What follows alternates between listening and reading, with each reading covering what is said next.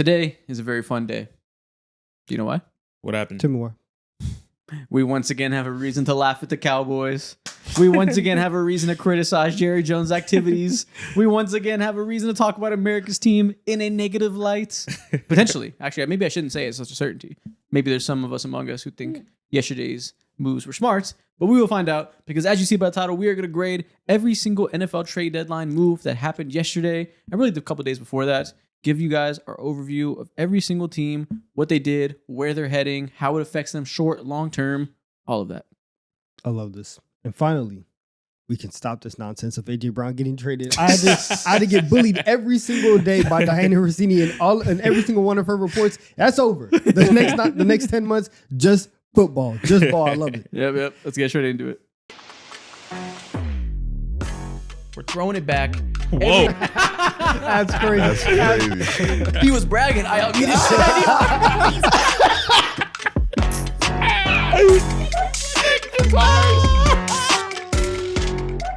So, like I mentioned up top, we will get into Dallas Cowboys discourse, as always, as every NFL podcast has the obligation to do. But first, I think we need to get into a deal that I think was a little bit bigger. The headline of this trade deadline, Sauce Gardner was traded in the dead of night to the Indianapolis Colts in a move that nobody saw coming, including Sauce Gardner. Apparently, he was caught completely by surprise. Nobody knew he was being shopped. I don't even know if the Jets front office knew he was being shopped. Apparently, it was reported they weren't necessarily looking to move him, but the Colts came in with the offer that they could not refuse, and they did it. What were y'all's first reactions? What in the blue moon? Yeah. The Jets got that call and they were like, wait, word? Two? Yeah. Two? Yeah, you're gone. You're gone. Yeah, So- and that's pretty much my general thought process was that, okay, Sauce Gardner, great player. They just paid him. I assumed he was going to be one of the pillars of this team as they enter this rebuild. It was going to be Garrett Wilson and Sauce as the two guys on both sides of the ball. Figure it out around there. But these are our core guys who will be here for the next 5 years, hopefully, or however long their primes last. And then he's moved. Several months later, he's Blake Griffined in the dead of night. And that is at first surprising. And you say, why would they do that? He's an all-pro player, relatively young. What's the reason? Because 2 first-round picks is basically the peak value you can get for a cornerback. And when you're tanking like them, or not even, maybe taking the wrong word, but clearly going through some sort of rebuilding When you phase. suck like they do, Yeah. like Take the value. Yeah, if you didn't have any idea that you were actually gonna like compete, Yeah. and you know that okay, this year's gonna be tough. We're 1-7. Let's go ahead. Let's get something done. Like it does make sense, and I do think that for Aaron Glenn, it's a good and a bad thing. The bad thing is that one of your better players is out the door now, and you are a defensive guy, and so to have one of your stars on that side of the ball gone, it obviously hurts what you're doing. The good thing is, hopefully, this shows to him, and it's a sign from everybody else that like, hey, we're rebuilding, and you can be at the head of this. I honestly feel like this is a turn of a page for me personally because I didn't think that these types of trades happen in the NFL. This is like They not to don't. the same degree, but yeah, you guys told me, yeah, bro, teams don't usually go ahead and ship the sale and completely rebuild in the midst of the season or before the season. There's no rebuilding years. That doesn't exist. And this is like insane value that I've witnessed just now. All these picks, this is like an OKC level type of like completely like pushing everything out and starting from day one. Yeah, it's very rare. I think you're probably seeing more and more of it as years go on, as these young GMs get in the league that are not quite as set in the old ways. And the old ways of football is these GMs made their way up through scouting, and it was... We grew up playing my league. Yeah, it wasn't like a analytic, mathematic viewpoint of how to build a team for all these decades. You know, football is a very traditional, conservative sport, so people did things a certain way. But yeah, we're seeing that change these days. We know the Jets came in. I mean, the Jags came in with the young GM, making trades left and right. We'll get to that later. This seems to be a new path that people are going down. They're tearing it down, rebuilding the right way, maximizing assets. And I think this is great for them. I know some people will disagree because Sauce is a great player. And there's a common running theme now that a lot of these all-pro players are being traded and teams get the picks and they don't make good on them. The A.J. Brown package. You get Treylon Burks and a bunch of other guys who are no longer playing for the team. And it says, damn, I wish I would have kept the all-pro player. That's better than what these picks could have been. Maybe you get an A.J. Brown with these picks. That's the best case scenario. We already had him. I understand that growing mindset. 2 first-round picks for a cornerback who have short primes. Yeah. That is the best you could hope for. We talk about the best defenders on the planet, these edge rushers, being worth 3 first-round picks. You get right below that for a player that is into his prime already, has already been paid, he's already expensive. It's not like it's cheap. He has a few more years, I'm sure, of being one of the best, and then things will go the way it always goes for elite corners. I like it. Yeah, I agree with you when it comes to people who may be against this level of thinking and against like shipping the sale of the or quitting on the regular season, bro. I think this is the smartest thing to do. You're already ass. You're going nowhere. Why not go ahead and double down and be triple ass? Why not? Because Sauce Gardner's 25 years old, one of the 5 best corners in the league. That's leading you to nowhere. You can't build the necessary pillars of your defense from that. Yeah. That's just not how the game of football works at all. And when it comes to giving yourself more of an opportunity to pick new players, bruh, just pick good players, and you won't have to worry about. Just be good at drafting. There you go. Just do better. Pick another sauce. How about that? Exactly. Pick a younger sauce. Which is why all the like, oh, I wish I could have just kept the all-pro player. Like, of course, if we were grading everything in hindsight, like nobody thinks that they're drafting a bust. Yeah. Right? You always think that you're getting at least a decent player. So I can understand why you would go out and try to get the value. I'm kind of like halfway on this, halfway out, because I understand that the Jets obviously this season aren't going anywhere. This is the part where like he was right, but he was wrong to say it in front of people. When Woody Johnson said, well, what do you expect Aaron Glenn to do when you have quarterback play like that? Yeah. Obviously, he didn't say anything factually incorrect. He just shouldn't have said it at all in front of the media because you don't want to disparage your quarterback like that. But if the Jets had an actual NFL quarterback instead of Justin Fields, how does this year go? Right? Like you might be able to look at them and then say, like, instead of 1-7, they're 3-5, and you feel a little bit better about the direction that you're going. And so I do, not to quarterback pill this entire like defensive player discussion, but for the Jets specifically, they're in such of a dire need at that position that it does shape everything. Yeah. So I do wonder next year, if you go into the offseason, you do what everybody else does, you find your retread quarterback, you find your bridge quarterback, Jacoby Brissett if he's available or whatever. But like, if you find that, does your team then feel different? And then we get into week 6 next year, you're like, damn, like I kind of wish that we had Sauce and Quinnen Williams here right now. Mm-hmm. I think either way, this could be good for both those paths you laid out. Yeah, they are quarterback pilled. They need a quarterback desperately. They either have multiple picks to trade up to get the number 1 pick and get whoever they like at the top, or if they do get that retread quarterback and they get this medium tier contract. I wouldn't even say Jacoby Brissett is the best example. I don't even know who it is, but he's just like of that class. Let's say somebody a little bit better. It's like he's always available. I'm blanking on who will become available. Let's say somebody a little bit better than that, and they get somebody that can give you solid quarterback value. If you have all these picks and you hit them in year 1, suddenly you're getting this young quirky roster that's hitting these roster spots that have some. Wow, you can't hold on to your cup. L drinker. Look at you disrupting the flow of the show, idiot. Put him on his goddamn high chair. Go get it from the car. But yeah, even if you do get that quarterback situation where you have a good enough veteran quarterback there, it's not the worst thing in the world to have a young roster that can start moving in the right direction with multiple young players you hit on in the early rounds. Yeah, I agree. And that's what I love about this trade the most. I like looking in the mirror, and I like teams looking in the mirror and being honest with themselves while also doing the smartest thing possible, which is giving yourself a myriad of opportunities to either trade up for guys. Back in, what was the year? I think 2022 is when they drafted Garrett Wilson and drafted also Sauce Gardner as well. And also some other pretty good player. I forgot his name right now. It just slipped out of my head. But giving yourself a myriad opportunities to have whatever happen in the future is the smartest way to go about it. Now let's talk about it for the Colts. For the team that saw Sauce Gardner as a cornerback can come in and fix the fact that they have pretty clearly the worst corners in the NFL among teams that are trying to win the championship. Yes. This was a clear weakness. Immediately, you look at the team and say, how do we try to contend? It's fix the cornerback spot.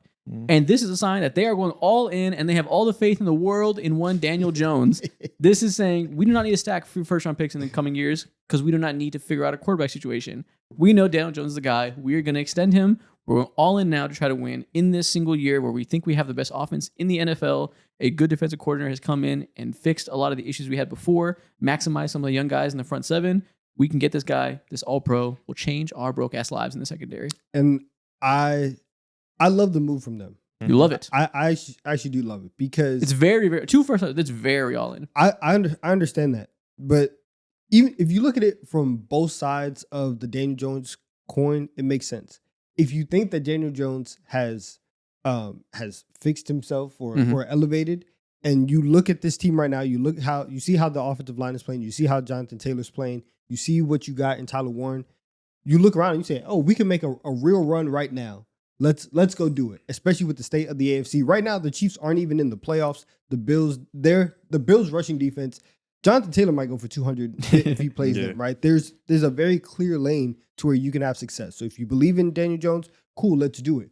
If you don't believe in Daniel Jones, then you say, we have to get as much talent around him as possible to insulate any potential mistakes that he can make. If you are thinking worst case scenario and you're thinking, okay, we're going to get to the playoffs, and let's say instead of him playing mistake-free football, he throws an interception.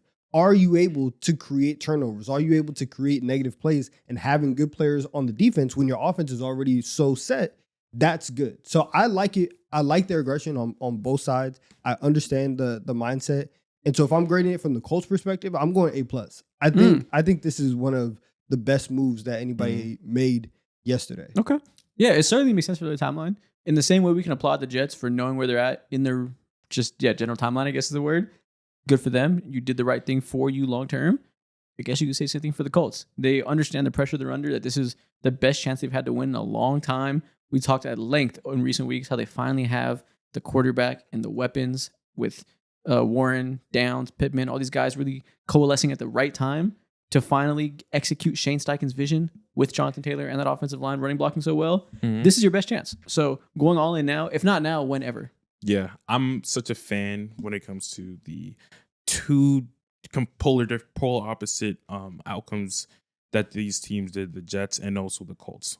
Going all out, selling out, and then buying all in, saying fuck them picks. I'm a big fan of saying fuck them picks. And when you have an opportunity, when you finally have a QB who you fully trust in, after, I think during the offseason, we were talking about how bad and dire their QB situation has been for years. And you finally have that guy. You don't have to gun for another QB at all. Go ahead and try to address the defensive end. The front line is good, of course, with Latu and them, but their secondary is what's been giving them problems throughout the entirety of the year. When you talk about their secondary and where they lie against in terms of statistics, we're talking about they're up there with the worst, with the Steelers, with the Bengals, with the Cowboys. There's no other teams, and also the Commanders. There's no other team that's worse than them outside of that group. And if you're a Super Bowl contender, you're not really comfortable with that. Yeah, so it makes total sense, obviously, to fix one of your biggest defensive issues in a year where you have the most complete roster in the AFC. The interesting part is this is, like we said earlier, this is a clear belief in Daniel Jones. You're tying your flag to this. You do not make this type of trade unless you're certain you have your quarterback situation figured out. Because if you don't, you obviously would need to either draft one in the first round or use those assets to go get the next guy, whether it be a retread guy, like you mentioned, Jacoby Brissett or whoever earlier, or Kyler Murray's available. You want to go that route. Whatever it looks like, first-round picks are of vital importance to getting a quarterback. No matter what situation you're in, no matter what timeline you're in, if you need a quarterback. So he's the guy now. They better hope he's Baker Mayfield. They better hope he's Jared Goff, that he is that retread that works. Because if not, things can get spooky if things regress. But I believe they're real. I fully believe that with Shane Steichen and with a great running game, I think what we're seeing from Daniel Jones is perfectly sustainable. It's worked up until this point, and if Daniel Jones finishes the season, even if they don't win the Super Bowl and he plays just well for the rest of the year, right? They get bounced in the second round, whatever.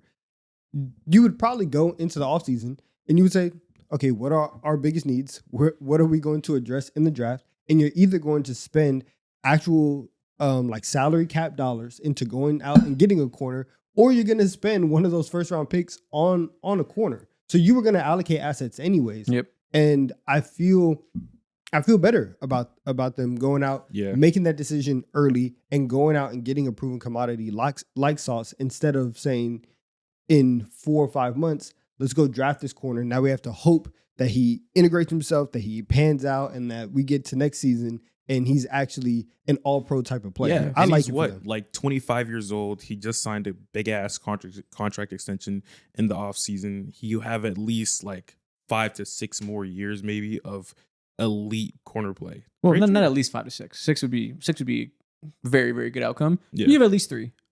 Cornerbacks, their lifespans aren't super long for being at the top of the top. But I think you have at least a 3-year window where you can comfortably rely on him being an elite corner. Which is about the window of really like any NFL, exactly. Of like any NFL team, unless you have one of those guys at the top, your window is probably going to be that long. So this, it matches up with A+ is all around. Yeah, with A+ basically for both any teams. timeline. The rare win-win transaction that we really don't have any complaints for anybody. Good job. Now let's go to the other part of this in the Jets blowing it up. It wasn't just that they traded Sauce Gardner, that they traded their highest paid defender. They traded their second highest paid defender. The Cowboys are trading for Jets Pro Bowl DT Quinnen Williams, sending a first-round pick and more to the New York Jets. How did y'all feel about this one? Them saying, we're just liquidating. We're completely resetting our timeline on this defense. Everything that made it great a few years ago, send them out the door. You remember how I said that them blowing it up was kind of a sign to Aaron Glenn of like, okay, we kind of want you to be around. If I was Aaron Glenn, I'd be like, oh, okay, now. Like, I'll be around, right? We can do some rebuilding. We can do some losing. Don't give everybody away. I like this one was also very, very shocking. And obviously for the value that they got, and for the place that they're at, which any deal that they make, you can justify it just by saying, well, you guys suck. So it makes sense to be a seller, and it makes sense to manage your assets like this. But you also want to keep, and they did keep some guys, but you want to keep some decent players on your roster while you're going through a rebuild. Quinnen Williams is a captain on this team. And I think that having somebody who is a Pro Bowler, who is a captain who people obviously respect, and having that type of presence in the locker room while you're going through a rebuild, there is some value to that. We'll see ultimately like how much Aaron Glenn is able to get out of the rest of the team and the rest of the defense over the next year and a half, if he's even able to have the chance of it. I think from a just team building culture standpoint, that was the biggest shock for me, seeing them trade Quinnen Williams, as opposed to, oh wow, like it doesn't really make sense from a team construction standpoint. Really? All that's true. That is a clear consideration in a team sport that is so based on culture as football. End of the day, though, first round pick, second round pick, young player that hasn't broken out at all in Mozzie Smith, but give him another chance in a new system, roll the dice, see what you get out of him. 3 assets, we'll call it 2, just if we just say Mozzie Smith isn't anything. That's pretty good value for a defensive lineman who is elite, one of the best in his position, but not game-changing. This isn't Micah Parsons, which I guess we'll get into the other side pretty soon. Yeah. This isn't one of those elite edge rushers that single-handedly make you a great defense. So you're not feeling like you're completely losing any chance you had to be in good defense by losing him, and you're also not like completely blessing another team, giving them an elite defense right away. He's a very, very good piece, but not one of the best pieces in the NFL. So I feel like a first and second round pick is pretty goddamn good value still for a team that we know is fully tearing it down. So the team captain, the locker room consideration stuff means a little bit less to me when we know we're going through a full reset. Yeah, I agree. And isn't he due for a contract extension as well? I'm not sure, but maybe that'll also play part of it. Yeah, I believe so. And getting a second round pick and a first round pick from the Cowboys next year, who the fuck knows what the Cowboys are going to be next year at this point? Yeah. Great trade. So I'll give this a B+. It's very good value. It's not a resounding 2 first round picks like it is for Sauce, but he's a little bit less valuable, so it makes sense. B+ to A-. Why not? If we're going all in, let's go all in. Let's tear this bitch down. The Sauce it's an overpay from the Colts, but it's a very reasonable overpay. I understand why they did it, so I don't hate him from that standpoint. This is very much the value, and they just decided to pull the trigger on it. I think if you're looking at it from that perspective and saying, okay, well, we're going all in, we're rebuilding. Okay, that's fine. Let's actually do it then. Let's trade Breece Hall. Let's trade Jermaine Johnson. Some of these other moves that... Yeah, I can understand why they didn't trade Breece Hall. Like those... They're probably getting too greedy, that's why. 100% being greedy. And because if you are going to trade your top 2 guys on defense, let's really just tear it all down. Yeah, so they say Garrett Wilson's untouchable. Clearly because they want him to be a weapon for the next quarterback. They don't want to leave him with nothing, So that makes sense. I'm wondering if they view Breece Hall in the same way, because he was very connected to the Chiefs. Reports are they wanted a 3rd round pick for Breece, and the Chiefs wouldn't go past a 4th round pick. And that was a holdup, and now Breece Hall remains a Jet. They weren't necessarily saying we have to trade him. We will if the price is right, but we're okay keeping him. He is not old running back, but for running back standards, he's getting up there. He has probably one more good contract left in him, which they have to give it to him. A little confusing that they would opt to keep that guy considering the timeline. I'm guessing they just view him as another player they want to have in the door to help whoever the next young quarterback is. I guess. Yeah, that's the best thing that you can say is. Yeah, I guess. If I got a lot of picks and this running back's expensive, I'd probably just want to draft a new one if I'm in this situation where I'm rebuilding like this. But I guess. I think if Braylon Allen was healthy, he probably it probably would have made a little bit more sense to trade him for. Why? They don't care about this year. Just moving forward, knowing that you can still get a little bit of production from Braylon Allen, but like seeing like the kind of injury that went down with Braylon. But he tears Achilles. Do you think he's fucked for next year? I don't. That wasn't my takeaway. I mean, it was a pretty like yeah, it was a pretty sizable injury, and so I think like you probably could stomach it for the next 9 weeks. It's also different than the NBA, where NBA teams and also NBA fans have much more patience and much more willingness to go through an entire season of being bad. Yeah. And you can kind of find the good or the silver linings in a lot of it. When you're tanking in the NFL and people are getting into car crashes every 5 seconds, it's like, hey, we're just getting CTE out here for nothing. Yeah. And so it's very hard on a week-to-week basis to really stomach that. And so I can see where like Braylon Allen might play a role into that. But I do think that even right now, they should have traded him. Yeah, I agree. He's 24 years old, so he's like right in the middle of his running back prime or whatever. So I guess you do really have no need to trade him, but considering all the other moves, it's like, why not? Yeah, another guy that probably has 3 more good years left before that running back age cliff creeps up pretty soon. They reach 28, and it's like, oh, clock's ticking. Yeah. So after this year, will be 25. Yeah, whoever trades for him got 3 good years probably. Such a great meme. I know, it's fantastic. Awesome. Let's talk about it from the Cowboys' perspective. That's the Jets. Full rebuild, good for them. Wish they would have done a little bit more, but it's understandable why they didn't, given all the circumstances and the value they placed on Braylon Allen. Oops, on Breece Hall. The Cowboys used some of the assets from the Micah Parsons trade to facilitate this Quinnen Williams trade. And now, after all the moves they made and the retooling of their defense, after Jerry Jones' vision has completely finished, here's a return for Micah Parsons and Mozzie. They get 28-year-old Quinnen Williams, 30-year-old Kenny Clark. They move up from the second to first round in 2026. That's the net picks after they sent some and got some. And they get roughly $7 million in cap flexibility. Okay. Micah Parsons was demanding a contract of $47 million. Quinnen Williams makes about $28 million. So you get about 19. That's a difference in cost there that they saved. So you still got a star defensive lineman who's cheaper. So with the rationale that Jerry Jones didn't want to pay one guy that much money, you have this. That money's probably going to go to George Pickens or went to Deron Bland or whatever. Like however you want to justify in your head. There's some extra $19 million to spend on the rest of your roster, which is part of why Jerry Jones didn't want to pay Micah. Take that part what you will. The net picks only moving up from the second to first round, kind of hilarious. Kind of fucking nonsense. This is kind of ridiculous. It's ridiculous. It's ridiculous. It's crazy. Shout out Kenny Clark. 30-year-old Kenny Clark. In terms of long-term outlook for this defense, you matter very little to me for this conversation. It's a good current day piece to make them more respectable against the run. Hasn't worked, but I understand it. So not to disparage Kenny Clark. The gap between my fucking 28-year-old Quinnen Williams, who's again a very good interior defensive lineman, not a complete game changer, to Micah Parsons, the best pass rusher in the NFL, not named Myles Garrett, who's one of the best of all time, is momentous. That is a gigantic gulf in value. Moving up from the second to first doesn't come anywhere close to making up that gap in my mind. None of this makes sense.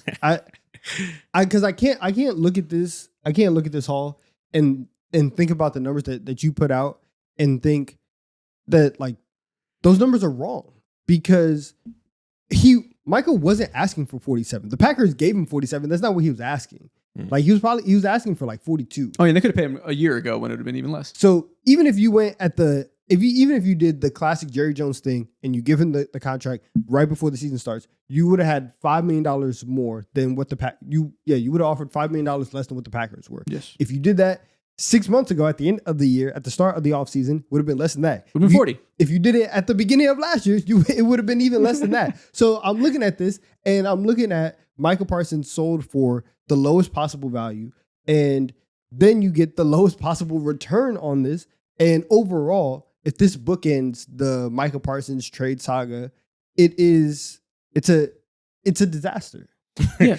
I'm not even a Cowboys fan, and I feel conned to myself. Just a couple of nights ago when they faced off the Cardinals, Jerry Jones is over here saying, I think it was after the game, talking about some, oh yeah, like I made a trade. It's not announced. Yeah, pregame he was talking about it. Yeah, and I guess this was it, and it's not like terrible. Of course, he got a star, but hindsight, looking at this from like the bigger picture, this is it. This is scary. Yeah, so they exchanged having the best edge rusher in the conference for a good interior defensive line that's ready to win now at 28 and 30 years old. They're ready to compete. You have more good players, I guess, is the rationale here. So we're not here to say this is like going to be a bad defensive line. Like Quinnen Williams and Kenny Clark is kind of a nasty duo. That is complementary. That's going to be very disruptive in the middle of the field, having those two guys. I see it. And if they do some home run signing with that extra money, let's say it doesn't go to Pickens, that's not part of the equation, and they get something else in there for that money, maybe we can justify in our heads. If Donovan Ezeraku makes a big year two leap next year, he's ready to be the best edge rusher, and they draft an edge rusher in round 1 opposite him with one of these picks, okay, they could put an amalgamation together of something that is a better defense than they have now, but they still could have worked their way to that with Micah Parsons. Like, this might end okay-ish, but we'll still know that this didn't have to be the path they went down. And notice that everything that you said had to do with the defensive line. Yes. It had nothing to do with the secondary that is going to continuously get cooked week in and week out. Yeah. And you're going to have people looking like they slipped on banana peels at the goal line and Deron Bland kicking his feet up in the air because he's getting routed up by Marvin Harrison Jr. Your corners can't cover anybody. This would have been a lot more understandable if they got an extra first-round pick in the Micah Parsons trade. Yeah. Because if you'd have told me they netted out with basically trading Micah Parsons for Quinnen Williams, Kenny Clark, a first-round pick and a second-round pick, I can kind of get with it. Because if we had like another pick that we could move, maybe we try it. Because if that's the case, it would be another Packers pick, which would be later on, 28. But we can like trade that and try to get to have 3 picks in 2026. I could kind of see the vision there, because then we can draft a defensive lineman, we can draft a corner, we can draft a linebacker. We can try to really revamp this defense with first-round picks in 1 year with these win-now defensive tackles. Then I would see the vision. But it all comes back to the fact that they did a terrible job negotiating the Micah Parsons trade and got very little pick value in return, because I guess they probably prioritized Kenny Clark. And we're just here now where it's marginal at best how much better they got. They better hope that Quinnen Williams comes in and changes absolutely everything. Because they're 3-5-1, they just got embarrassed, and there's like, is there a realistic path? I haven't looked at the second half schedule yet, but is there like a realistic path with this defense being this bad for them to make the playoffs? I'm not sure. Well, so to each their own on the realistic path. It's just mathematically possible. They could make the playoffs. It's not. They're not out of it, man. So these next few games, they face off against the Raiders. Okay, whatever game. You got the Eagles. They should win. The Chiefs, the Lions, the Vikings, Chargers, and then the Commanders and Giants for the last 2 games. I just heard 5 straight losses. Dude, That's you are 3-5. put through the gutter. Those are all Super Bowl contenders, probably facing like a future champion. I'm thinking about this season, and now it's 7-8-1 at best. Justin Herbert against that secondary, coming off of 4 straight losses. Yeah, They're not cooked. looking good. They're cooked for this year, and I guess their timeline and these moves all signal for the path that you laid out, which is next year. We keep saying this, we don't have too many more next years. We have to figure this out right now. Yeah. And the urgency this feels more like, hey, we have to cover up, because we understand that if we had Micah Parsons, this defense would have been better than what it is right now. And so it feels like they had to make up for a mistake instead of making an actual good move. And so trying to, like, at best, you are going to be right where you are, right where you were supposed to be at the beginning of the year. Does it make you feel better if they have Logan Wilson? I forgot they got Logan Wilson. True. They got top 10 on the way. They're back. They got the worst linebacker on the Bengals. Oh man, this is such a vaunted linebacker core.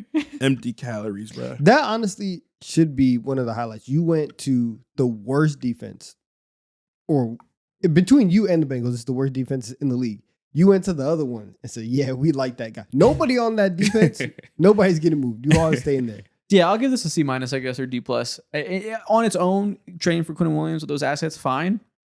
We can't divorce it from the Micah Parsons thing. Yeah. People will be like, judge the deal for what they did. Can't cost. Nope, I won't. Fuck a sunk cost fallacy. This is all connected. This whole year is its whole saga. Cumulatively F. On its own, C-.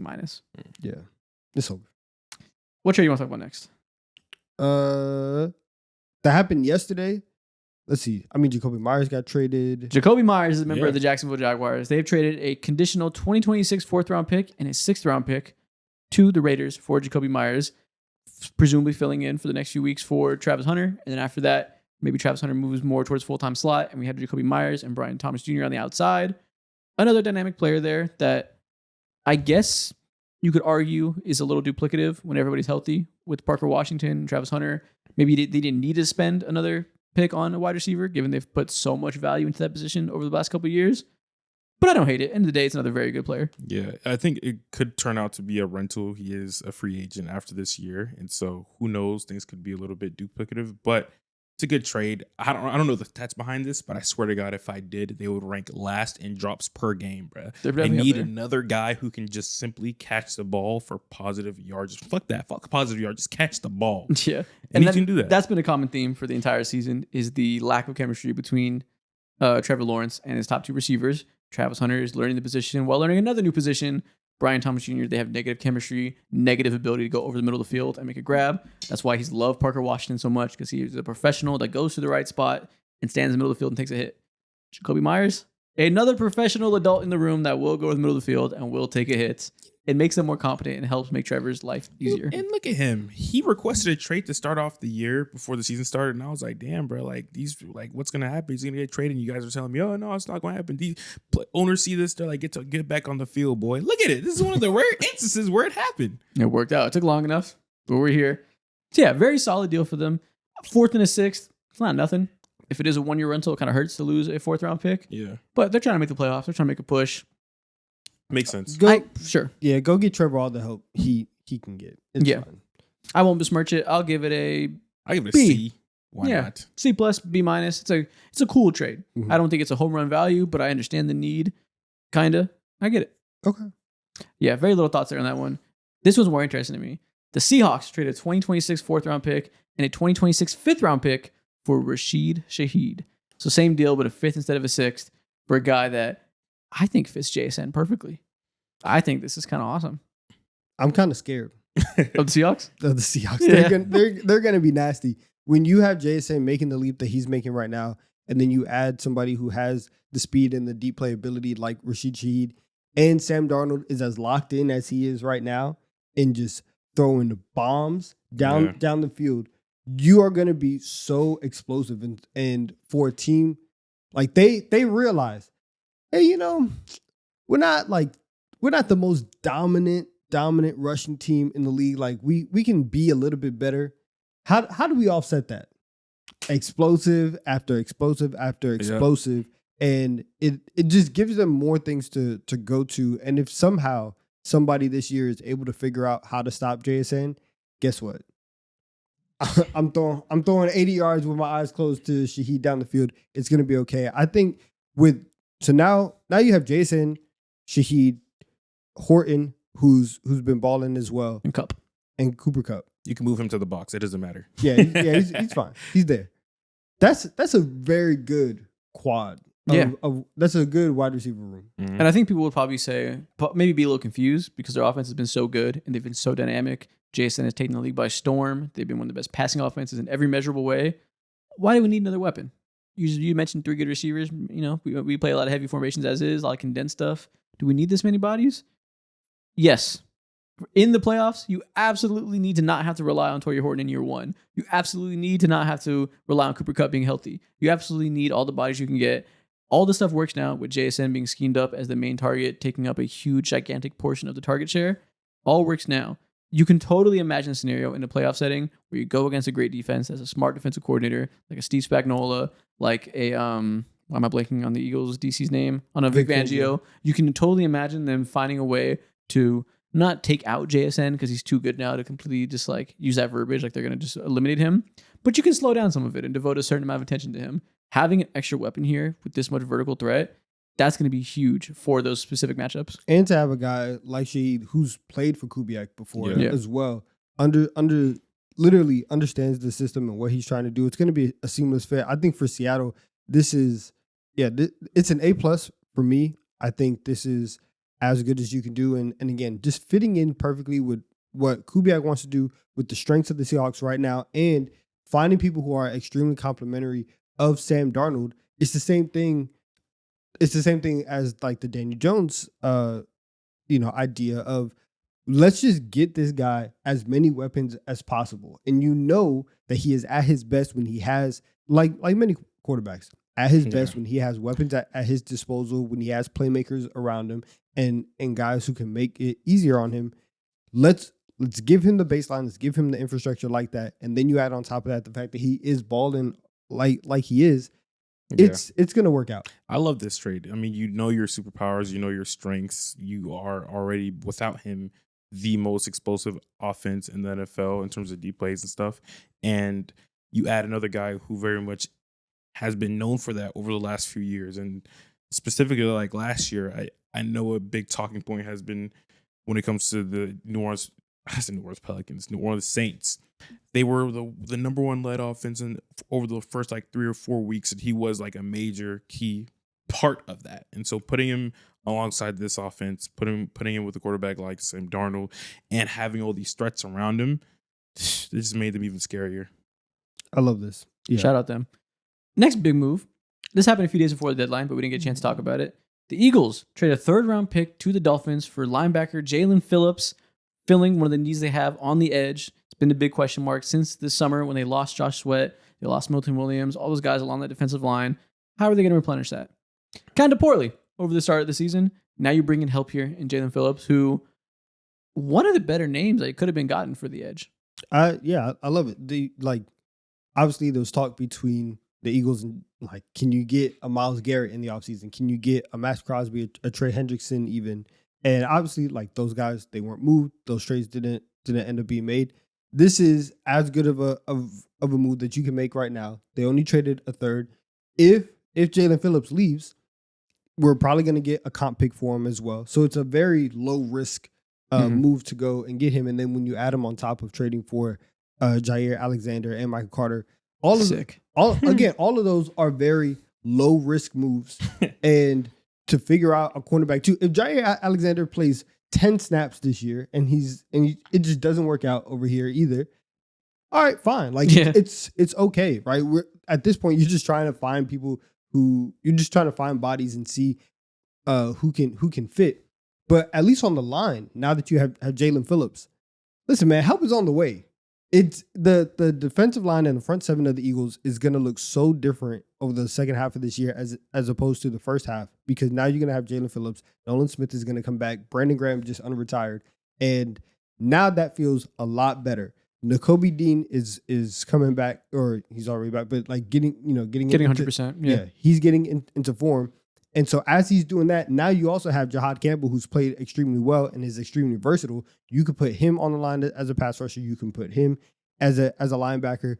You suddenly have a lot more pieces and a lot more versatility in this Vic Fangio defense. So I'm very excited and very hopeful for what the Eagles defense can look like for the second half of the year. I like all of these moves. Every defense needs their pressure merchant, and that is Jaelan Phillips. This is a guy that will get pressures nonstop. Maybe won't always turn into huge sack production. He will lead his team in pressures, and he will open up everything else for Nolan Smith to come around the edge, use his speed and be a finisher. For Jalen Carter up the middle, if you have all the attention he brings, if he can be a play finisher there too, like all across the line, this is the type of defensive lineman that makes everybody else better by just constantly putting pressure on the pocket. Yep, I agree. Explosive as fuck. And although he doesn't finish a lot of those plays, you give everyone else an opportunity to do so. A+. Yep. Yeah, very solid move for them. Like you said, low risk. I'll give it a B+. 3rd-round pick is a pretty good pick. But every time we do this with the Eagles, we're like, whew, kind of a lot. Yeah. You remember they have 1,600 other picks after that. They just never run out. They have a constant just cache of top 100 picks. So it's fine.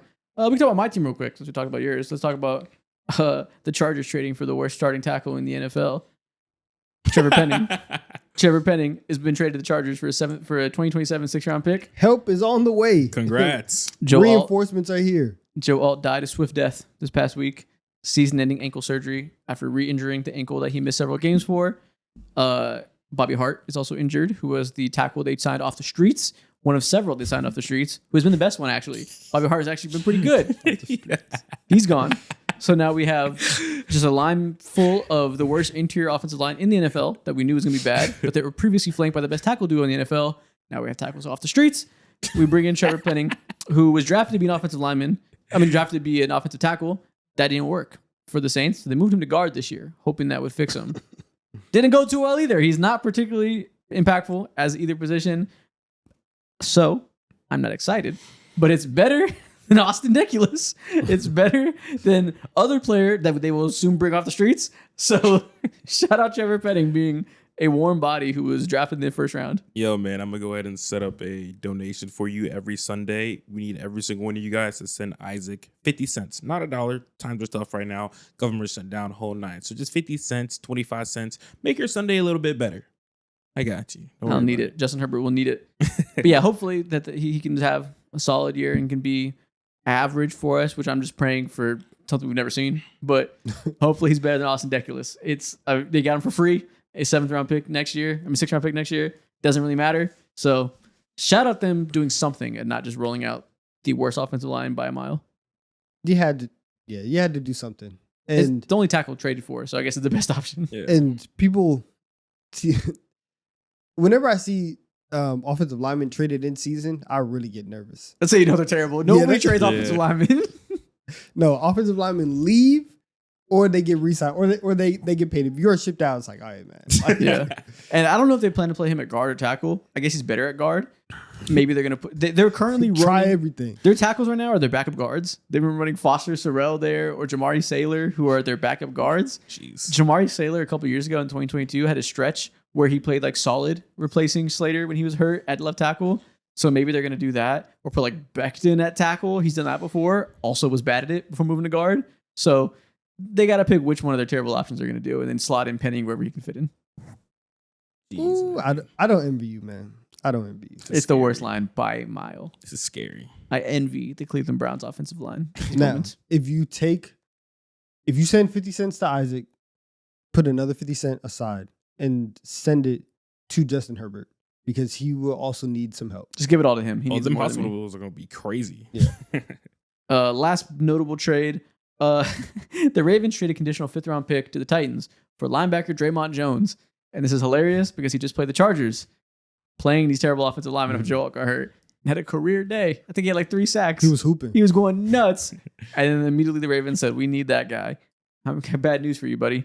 He's not going to be going against that line every single week. But still a good player. They did this basically replacing what they traded away Afeowe.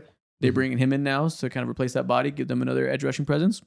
Cool. Good for them. Now they have Alohi Gilman, who unlocks their defensive secondary a little bit, and another body. Yeah, let's get humans. Let's get warm bodies out here. Let's get humans. and let's hope that somehow we can play the Chargers in the first round of the playoffs. Yeah. and then we can go. Yeah, funny. Solid, powerful rusher. That's a solid pick. The Alohi Gilman thing, while he's not particularly good, it's been important that they made that trade to trade off AOA just because it made it so they don't have to play Kyle Hamilton. Why am I blanking everybody's name today? It's okay. Too much basketball brain. They don't got to play Kyle Hamilton at high safety anymore because every time there's secondary struggles, they say Kyle Hamilton, go back there and figure that shit out. Make sure you don't get bombed every play.